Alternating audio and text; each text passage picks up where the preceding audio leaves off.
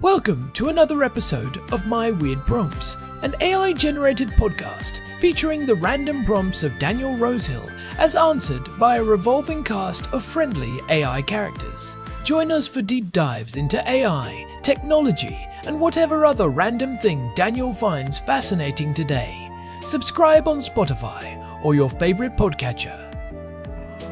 Now, today's episode. This episode was generated using artificial intelligence.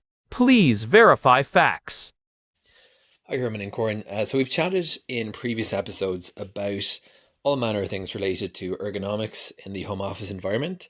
I've just finished setting up the triple monitor mounts, which are looking great, and with the home server now back in operation, it's been a busy DIY period, but we're in a good position and well set up before we venture to our next accommodation.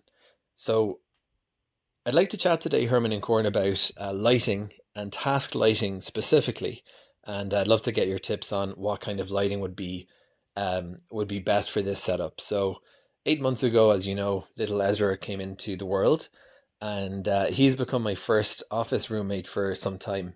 So we rent in central Jerusalem a 65 square meter apartment, and my home office is this kind of big long room, and to the side of it, that was the place where we put the nursery. So because we're renting, it's nothing is a very serious division. It's like a little curtain going across the room. But Ezra's in the back, I'm in the front, and sometimes I need to do a bit of work late at night or after Ezra goes to bed or when he's napping. And two things we were trying to figure out. One of them is sound. Because we're only in this place for a few more months, we're just staying with the curtain for the moment. It's not the most soundproof thing, but we can maybe talk about soundproofing design in another episode, because to do it properly, you really need something little bit more elaborate. But the second thing that I do want to think about even now is the question of task lighting. So if you're in a home office and you don't want to spread too much light across, then what I'm looking for basically is a good concentrated light over this workspace. So I'll send you guys a photo of the home office, but to visualize it, the desk is 160 by 80, 3 monitors spread across, and well, that's basically it. It's a pretty classical desktop setup. There's a little bit of there's a few shelves to the right, and when I was looking at task lighting, what I currently have is a IKEA Naimane light. It's one of these lights that's on a lever, so it can go. It doesn't have a gooseneck, and it's fine, but I don't think it really does a very good job at actually putting the light where I need it to be. I've seen some really, really cool solutions for task lighting, and it's one of those things that if you can get it right, you actually notice the difference. And I guess what I'm really thinking about and looking for is something that does a really good job at giving me a nice, easy on the eyes, maybe something with color temperature adjustment so that you can kind of dial it down at nighttime, and very focused light on a small area with minimal spill across the room, because when we were going through the whole roof leak fiasco, and we ended up in a relative's place for a few weeks. He is a serious lighting enthusiast apparently, and he had these fantastic lights over his workspace. That got me thinking about it.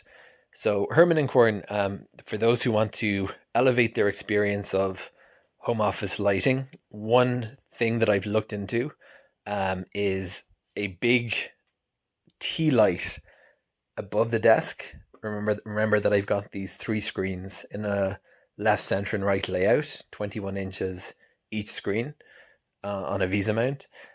And that was kind of wobbly and it was driving me crazy. No matter how hard I clamped it down and had to get a big, decent enough height to get it above the monitors, it would have that kind of wobble. And the second thing that I've seen some people do, and I've heard recommended, is actually using one light above each monitor.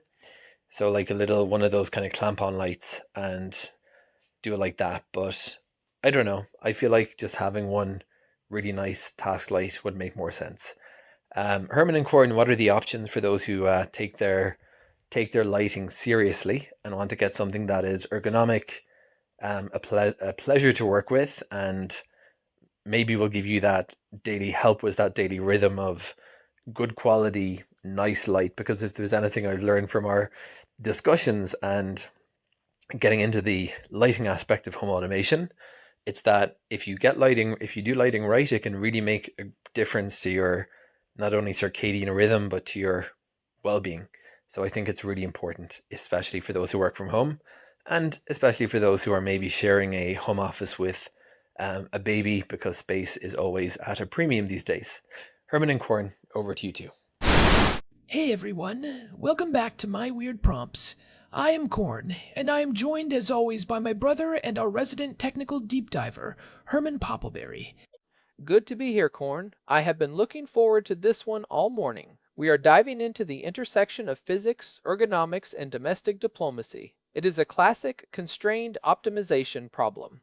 We really do have a great topic today. Daniel sent us a prompt about optimizing task lighting for a home office, and it is a situation that I think a lot of people can relate to, especially those working in tight urban environments.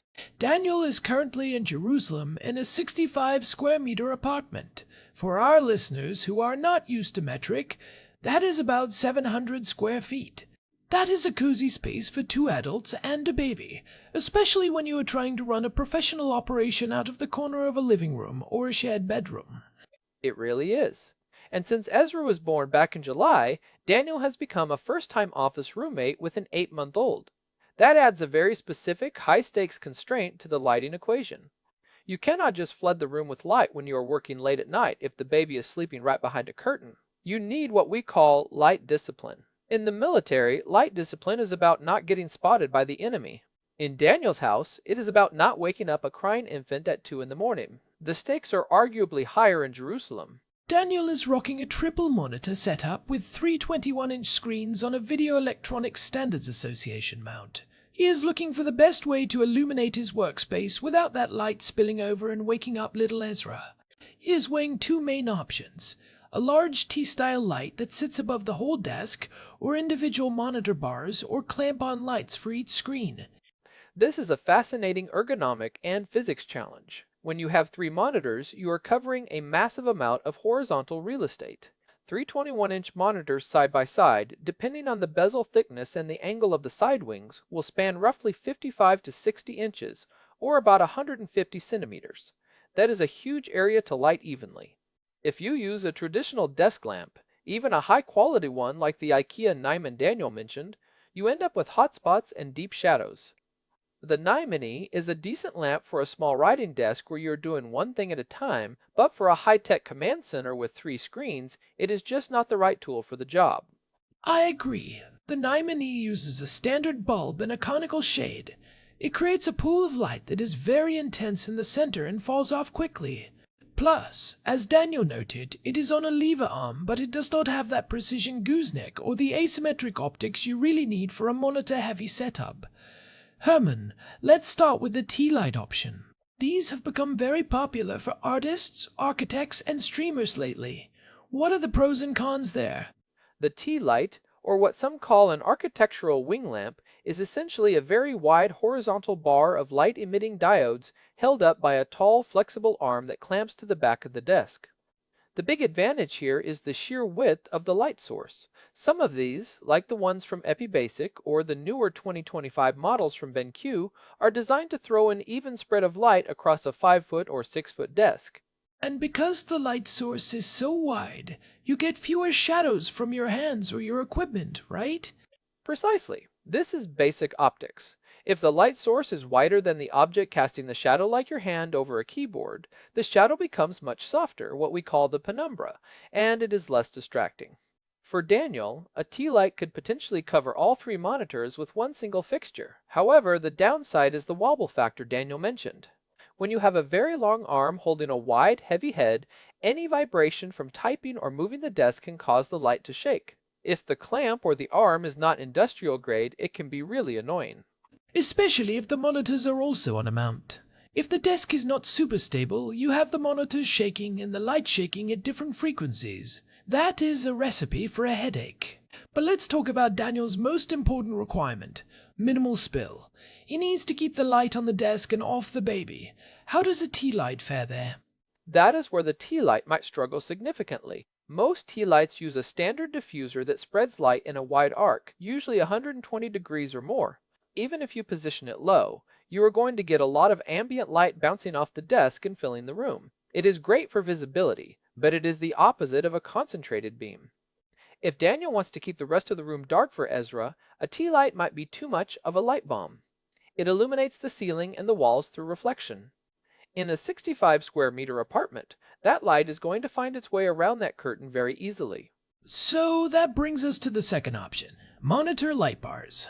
We have talked about these briefly in the past, but for a triple monitor setup, the implementation is a bit more complex. Most people just put one on their main screen. If Daniel puts a BenQ screen bar or a similar high-quality bar on his center monitor, what happens to the side monitors? He is going to have a dark zone on the peripheries.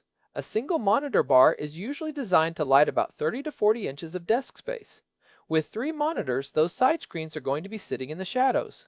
Now, Daniel mentioned the idea of putting individual lights on each monitor. That would certainly solve the coverage issue. You would have 3 bars, each dedicated to the space in front of that specific screen. But that seems like a lot of clutter on top of the monitors. And would the light beams overlap in a weird way? They would overlap, but the real beauty of a high-end monitor light bar, and this is the aha moment, for task lighting is the asymmetric optical design. This is what separates a $50 light from a $150 light. Most lights shine in all directions. A high-quality monitor bar uses a specialized internal reflector, often a precision-engineered parabolic mirror that directs the light at a very specific angle. It shines down and slightly forward onto the desk in front of the monitor, but it has a very sharp cutoff line that prevents light from shining directly onto the screen itself. Right, because if light hits the screen, you get glare and washed out contrast, which is terrible for your eyes, especially if you are looking at code or spreadsheets for hours. And because the light is directed down and slightly away from the monitor, it stays very concentrated on the work surface. To use an analogy, it is like the shutters on a stage spotlight that keep the light on the actor and off the curtains. For Daniel, this is the gold standard for no spill. If he has a monitor bar properly adjusted, the light ends abruptly just past the edge of the desk. The rest of the room, including where Ezra is sleeping, stays significantly darker than it would with a tea light or a traditional desk lamp. I see. So if he goes with 3 monitor bars, he gets perfect coverage and minimal spill. But that is an expensive and potentially messy setup. Is there a middle ground? There is. Some manufacturers are now making extra-wide monitor bars specifically for curved screens or multi-monitor setups. But honestly, with 3 separate monitors on a mount, the angles are often slightly canted inward toward the user, what we call a cockpit arrangement. If you put a single straight bar across them, it won't sit flush. I actually think the best solution for Daniel might be the BenQ Screen Bar Halo. It has a wireless controller that can sync multiple lights. That might be the professional way to do it. That sounds like a much cleaner interface. Daniel is into automation and tech, so having a single wireless dial to control the brightness and color temperature of his lights would definitely appeal to him. Let's talk about that color temperature requirement. Daniel asks for high-quality ergonomic lighting with adjustment. Why is that so critical for a home office, especially at night? This gets into the biology of light. Our bodies are incredibly sensitive to the color of light. During the day, we want cool, blue-toned light around 5,000 to 6,000 Kelvin. This mimics daylight and suppresses melatonin, which keeps us alert and focused. But at night, especially when you're working late in a room where a baby is sleeping, you want to shift toward warm amber tones around 2,700 to even 1,800 Kelvin if the light supports it. Right, the warm light tells your brain that the day is winding down. Even if you are working, it reduces the strain on your eyes and makes it easier to fall asleep once you finally close the laptop. It is like a biological clock that needs the right winding from light. If Daniel is blasting his eyes with blue light at 11 p.m., he is going to have a hard time crashing when Ezra wakes him up at 5 a.m. So, any light he buys must have a wide range of color temperature adjustment. But it is not just about the color, it is about the color rendering index, or CRI. Explain that, because I think a lot of people see LED and adjustable and think they're all the same. They are definitely not. The color rendering index is a measure of how accurately a light source reveals the true colors of objects compared to natural sunlight. Most cheap LED lights have a color rendering index of about 80. That is fine for a hallway, but for task work, it can make things look muddy or gray. High-end task lights like the ones from BenQ or Human Scale have a color rendering index of 95 or higher. And why does that matter for productivity? Is it just about things looking pretty? It is about visual fatigue. When the color rendering index is low, your brain has to work harder to process the visual information it is receiving. It is a subtle subconscious strain, but over an 8-hour workday, it adds up to significant eye exhaustion. For someone like Daniel, who is working in technology and likely looking at code or complex interfaces, having a high color rendering index means less squinting and fewer headaches. That makes total sense. Now, let's look at the physical setup again. Daniel has three 21-inch monitors. These are smaller than the common 27 or 32-inch screens we see now, which actually gives him a bit more flexibility. If he uses a T-light, he can probably mount it high enough to clear the top of the monitors. But Daniel mentioned the wobble. Herman, you have experimented with these mounts. How do you stop a T-light from shaking every time you type? The secret is the clamp and the desk material. If Daniel has a solid wood desk, he can crank that clamp down and it will be relatively stable. But if he has a hollow core desk, like those cheap ones from IKEA, the clamp will just crush the desk surface and never be truly firm. One trick is to use a small piece of plywood or a metal plate between the clamp and the desk to distribute the pressure. But honestly, if stability is a major concern, the monitor bar is the winner. It sits directly on the monitor frame, so it moves with the monitor. If the monitors are on a solid Video Electronics Standards Association mount, they are already pretty stable. That is a great point. The monitor bar effectively uses the weight of the monitor as its base. Now, what about the backlight feature? I know some of these high-end bars have a light on the back that shines against the wall. Daniel is worried about spill, so would a backlight be a bad idea for him? It is a trade-off. The backlight is there to reduce the contrast between the bright screen and the dark wall behind it. This is called bias lighting, and it is excellent for reducing eye strain. However, in Daniel's case, that light is going to hit the wall and bounce into the rest of the room. If Ezra is sleeping nearby, that backlight might be the very thing that wakes him up. So we should look for a model where the backlight can be turned off independently. The BenQ screen bar Halo allows you to choose between front light only, backlight only, or both. For his late night sessions, Daniel can just use the front light, which, as we discussed, has that sharp cutoff to keep the light on the desk. Let's talk about the competition for a second. We have mentioned BenQ a few times because they really pioneered this category, but there are other players now. Xiaomi makes a very popular monitor bar that is much cheaper. How does it compare in terms of the optics? The Xiaomi bar is a great value, but the cutoff is not quite as sharp as the BenQ.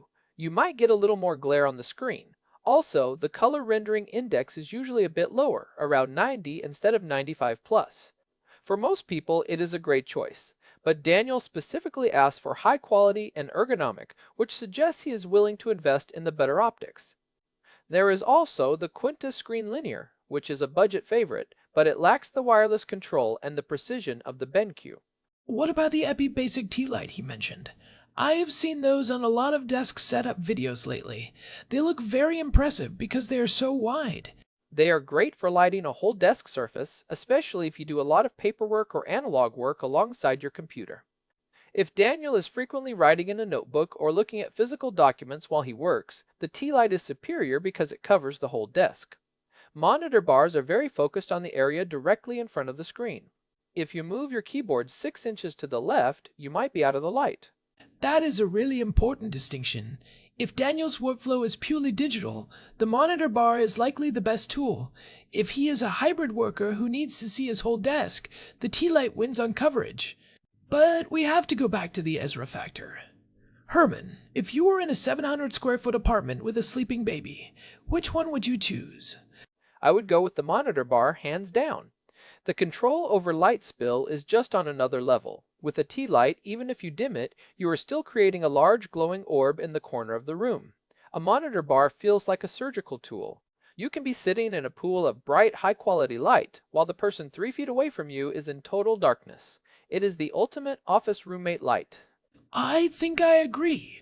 And since he has 3 monitors, he has a few ways to play this. He could get one high-end bar for the center monitor and see if the spill from that provides enough ambient light for the side monitors. Or he could get 2 smaller, cheaper bars for the sides. But I actually have a different suggestion. What about a high-end architectural lamp like the human scale element disc? It has a very small footprint and incredibly precise movement. Those are beautiful, but they still have the conical spill problem. Even with a great shade, you get light going in directions you don't want. The monitor bar's asymmetric lens is really the only thing that solves the spill problem perfectly. Okay, so let's say Daniel goes with the monitor bar. He has 3 21-inch monitors. These are likely arranged in a slight arc. If he puts one bar in the center monitor, is he going to have issues with the Video Electronics Standards Association mount? Some of those mounts have a bracket that sticks up above the top of the monitor. That is a very observant point, Corn. Most monitor bars use a counterweight system that clips over the top edge of the monitor. If the mount bracket is in the way, the light won't sit flat. Daniel should check the clearance on his mount. If there is a big metal plate right where the light needs to sit, he might need a bar with a more flexible mounting system. Some bars come with an accessory for thin or thick monitors, and some even have a little spacer for exactly this reason. And what about the cables? 3 monitors, a home server, and now potentially 3 more lights. That is a lot of universal serial bus cables. Most of these lights run off a standard 5-volt universal serial bus port. He can probably plug them directly into the back of the monitors if the monitors have built-in hubs. That keeps the cable runs very short. But he needs to make sure the ports provide enough amperage. A high brightness bar can pull up to 2 amps, and some older monitor ports only put out half an amp. If the light is flickering or won't reach full brightness, that is usually the culprit. We should probably mention flicker-free technology too. We talked about this in episode 783. Cheap LED lights use something called pulse width modulation to dim the light. They essentially turn the light on and off hundreds of times per second. You can't see it, but your brain can, and it causes massive eye strain. Yes, this is a huge deal. High-end task lights use constant current dimming or very high frequency pulse width modulation that is completely invisible to the human eye and camera sensors. If you are spending hours a day under these lights, flicker-free is a non-negotiable requirement. Both BenQ and the higher-end architectural brands emphasize this in their specs. So, let's summarize the best. Options for Daniel. If he wants the absolute best light discipline to keep Ezra sleeping, we are looking at a high-end monitor light bar. The BenQ Screen Bar Halo is probably the top of the line right now because of the wireless controller and the asymmetric optics. If he finds that one bar isn't enough for his triple 21-inch setup, he could add a second one, but that might be overkill. I would actually suggest he starts with one good one in the center. Because the 21-inch monitors are relatively small, a single wide bar will actually cover a decent portion of the side screens too. If he still feels like he's in the dark on the edges, he could look at a tea light that has a very deep shade, but those are harder to find. What about the buy it for life angle? We talked about this in episode 520 with headlamps. Is there a task light that is built to last 20 years? In the LED world, buy it for life is tricky because the diodes eventually dim, but a high-quality fixture from a company like Human Scale or Herman Miller is built like a tank. The electronics are replaceable and the joints don't wear out. Monitor bars are a bit more disposable by nature because they are made of plastic and lightweight aluminum, but a BenQ should easily last 5 to 10 years of daily use. That is a solid lifespan for a tech product. Now, Daniel also mentioned his home server is back in operation. I wonder if there's any integration there. Could he automate his task lighting based on his server load or the time of day? Oh, absolutely. If he gets a light that is compatible with the smart home standard like Matter or Thread, which many 2026 models are starting to adopt, he could script it so that the light automatically shifts to a warmer color temperature at sunset in Jerusalem. Or he could have it dim automatically when the baby monitor detects Ezra is in a deep sleep cycle. That is getting into the weird prompts territory we love. I can see Daniel doing that. He is a pro at automation. Imagine the light turning red if the server goes down. Although, that might wake up the baby. Maybe a soft pulsing blue instead. But back to the ergonomics, we should mention the height of the monitors. Daniel has them on a mount, which is great for his neck. But if the monitors are very high, a monitor bar might be shining light directly into his eyes if he leans back. That is true. The cutoff line we talked about only works if the light is positioned above your eye level and angled correctly. If Daniel likes to sit low or has his monitors very high, he needs to be careful that he isn't looking under the shade of the light. This is where the T-light actually has an advantage, because you can position it much higher and tilt the head to keep the diodes out of your line of sight. Good point. It is all about the geometry of the workspace. Daniel's desk is 80 centimeters deep, which is about 31 inches. That is a nice, deep desk. It means he has plenty of room to move his keyboard and mouse around. A monitor bar will easily light that whole depth. A T-light might struggle to reach the front edge of the desk if it is mounted all the way at the back. So it sounds like we are leaning toward the monitor bar for precision and spill control, but the T-light for sheer coverage and flexibility. If I were Daniel, I would go for the screen bar halo. It is the most tech-forward solution. It respects the Ezra constraint better than anything else, and it fits the clean multi-monitor aesthetic he is going for. Plus, the wireless dial is just a joy to use. It feels like a piece of high-end audio equipment. I love that dial. It really does make a difference when you can adjust your environment without reaching over your monitors and potentially knocking something over. And for someone in a 65 square meter apartment, every bit of desk clutter you can eliminate is a win. A monitor bar takes up zero desk space. A T-light, even with a clamp, still has a bulky arm that takes up visual space. Visual clutter is a form of cognitive load. The cleaner the desk, the clearer the mind. That is something we discussed in episode 7 on 77 regarding the pros who shun ultra-wides in favor of multi-monitor setups. They want specific zones for specific tasks. Daniel's triple 21-inch setup is a classic productivity layout. Keeping the lighting as organized as the windows on his screens will only help his workflow. Let's talk about the specific geometry of those three 21-inch monitors. Since they are smaller than modern standard sizes, the total horizontal span is actually quite manageable.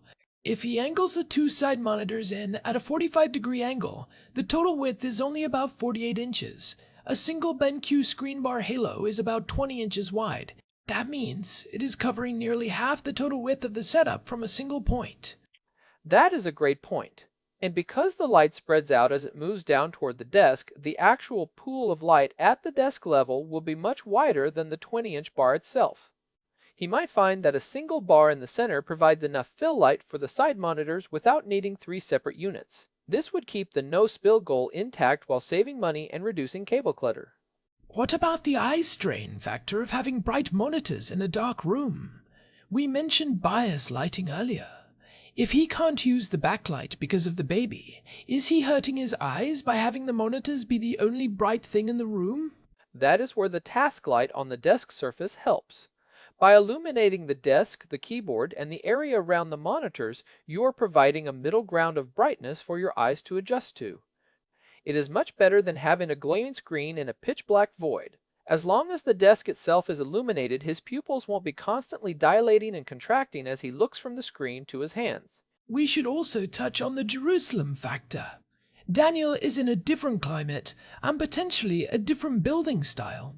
Many apartments there have stone or concrete walls which can be very reflective. If he has white walls, any light spill is going to be amplified. This makes the asymmetric cutoff even more important. He really wants to avoid light hitting those walls. Specular reflection off a white stone wall is basically like having another lamp in the room. If he goes with the monitor bar, he should make sure it is tilted so the cutoff line hits the front edge of his desk and not the wall behind him or the floor across the room. Well, I think we have given Daniel a lot to chew on. To recap, for the no-spill requirement and ergonomic precision, a high-end monitor light bar is the clear winner. The BenQ screen bar halo is the top recommendation for its wireless control and superior optics. If he needs to light the entire 60-inch span of his desk for non-digital work, a high-quality tea light like the EpiBasic is a strong contender, provided his desk is stable enough to handle the potential wobble. And in both cases, he should look for a high color rendering index of 95 plus and flicker-free certification. Don't settle for the cheap stuff if you're working long hours. Your eyes will thank you in 5 years. And don't forget the color temperature adjustment. Keep it cool during the day to stay sharp, and warm it up at night to keep those circadian rhythms in check, and to keep the vibe in the apartment calm for Ezra. It is amazing how much thought can go into a single light source, but when you spend 8 to 10 hours a day under it, it is one of the most important investments you can make for your health and productivity. It is right up there with a good chair and a solid keyboard. It is the difference between ending the day feeling energized or ending it with a pounding headache and dry eyes. One last thing for Daniel, since he is into tech, he might want to look into the Lutron or Philips Hue ecosystems if he decides to go with a tea light. You can get smart bulbs that have incredible color accuracy now, and you can program them to follow the circadian cycle automatically. But for the monitor bar, the manual control of the BenQ dial is hard to beat for tactile satisfaction. I love that dial. It really does make a difference when you can adjust your environment without reaching over your monitors and potentially knocking something over. And for someone in a 65 square meter apartment, every bit of desk clutter you can eliminate is a win. Well, Daniel, we hope that helps with the new office setup in Jerusalem. Give our best to Hannah and a high five to little Ezra, though maybe a quiet one if he is napping. Yes, keep that light discipline tight. It has been great diving into this. If you are listening and you have a weird lighting setup or a specific ergonomic challenge, we would love to hear about it. Definitely. We are always looking for more weird prompts to solve. Whether it is lighting, cable management, or how to fit a server rack in a closet, we are here for it. And hey, if you've been enjoying the show, we would really appreciate it if you could leave us a quick review on Apple Podcasts or Spotify. It genuinely helps other people find the show and keeps us going. It really does. We love seeing the community grow. You can find all our past episodes, including the ones we mentioned today about triple monitors and ergonomic lighting, at myweirdprompts.com. We have a full archive there, and an RSS feed for subscribers. If you want to get in touch with a prompt of your own, you can use the contact form on the site, or email us at showmyweirdprompts.com.